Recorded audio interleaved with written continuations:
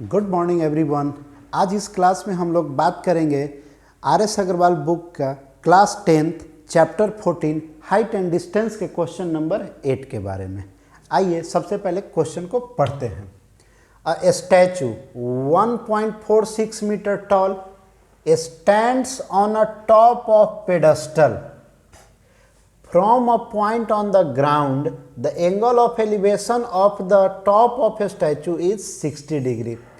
यहाँ तक पढ़ने के बाद क्वेश्चन ये बोला कि एक स्टैचू है जो 1.46 मीटर टॉल है और वो कहाँ स्टैंड्स है, तो पेडेस्टल पे वो रखा हुआ है। पेडेस्टल जो पिलर के जैसा बना हुआ रहता है और उस पर जो स्टैचू रखा जाता है वो पिलर के जैसा ही पेडेस्टल बोला जाता है।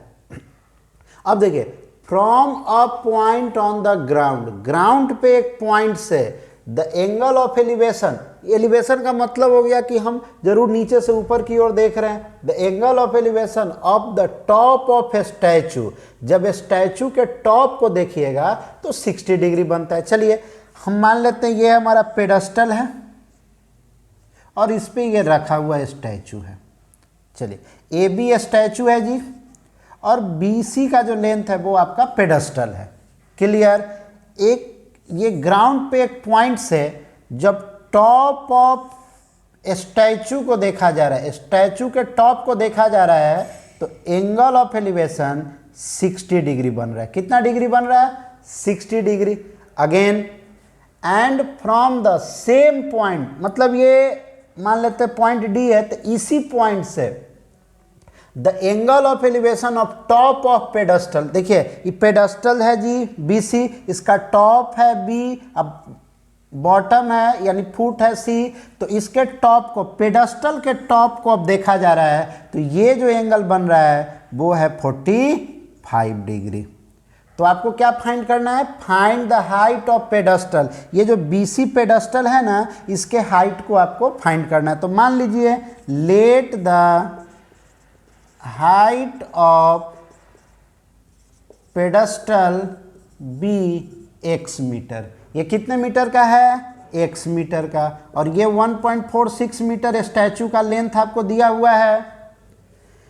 अब CD बेस हमको मालूम नहीं है कि कितना दूर से हम देख रहे हैं उसको, तो मान लेते हैं लेट CD को मान लेते हैं y मीटर। क्या मान लिए? y metre. सेम पिछले क्वेश्चन जैसा क्वेश्चन नंबर 6-7 में जो बनाए थे वही सेम, दो राइट एंगल ट्रायंगल यहाँ भी बना, दो राइट एंगल ट्रायंगल यहाँ भी बना। चलिए सबसे पहले हम लोग चलते हैं BCD में ही। In right angle triangle BCD, चलिए BCD में एंगल 45 डिग्री बन रहा है। कितना बन रहा है जी? 45। तो अगर हम tan से चलेंगे इस एंगल से, तो परपेंडिकुलर और ये बेस हो जाएगा, यानी tan 45 degree equal to x by y. अब चलिए tan 45 का वैल्यू 1 होता है, x equal to y. y को इधर लाइए, यानी y और x दोनों का लेंथ आपस में क्या है? इक्वल है। इक्वेशन 1 मान लीजिए। ठीक है। नेक्स्ट आपके पास ट्रायंगल है ACD। अब ACD में चलिए, इन राइट एंगल ट्रायंगल ACD में चलेंगे और ACD में एंगल कितना बन रहा है जी? 60 डिग्री।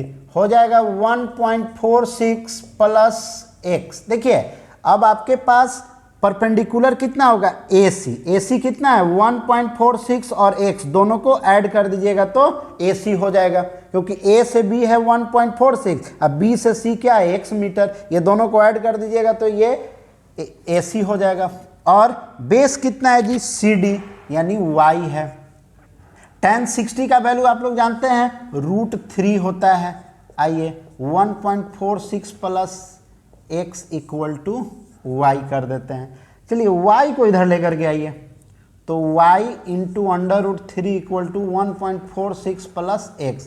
अब देखिए x जो है वो y के बराबर है। क्लियर। x जो है वो किसके बराबर है? y के बराबर है। तो यहाँ भी हम y के जगह x लिख सकते हैं, तो लिख दीजिए। चलिए सब्स्टिट्यूट कर दीजिए, तो x √3 equal to 1.46 plus x को इधर लेकर आ जाइए, तो x √3 माइनस x हो जाएगा 1.46। अब आप कॉमन ले लीजिए, x, तो √3 माइनस 1 इक्वल टू 1.46 हो जाएगा। आइए यहाँ लिख देते हैं अब।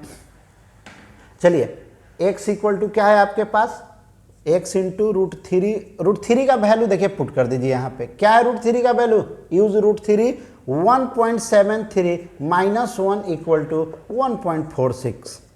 नेक्स्ट, तो ये एक माइनस होगा तो x इंटू 0.73 आ जाएगा, 1.46 है। अब देखिए अब इधर ये मल्टीप्लाई में है, ट्रांसपोज कीजिएगा तो ये डिवाइड हो जाएगा। 1.46 को 0.73 से डिवाइड दीजिए, देखिए ये जस्ट इसका डबल है तो ये 2 टाइम में कट जाएगा, यानी x इक्वल टू 2 मीटर। यानी आपके पास जो आपको फाइंड करना था हाइट ऑफ पेडेस्टल, ये BC जो है वो x था और x का वैल्यू आ गया 2 मीटर। आपका आंसर यही 2 मीटर है। क्लियर।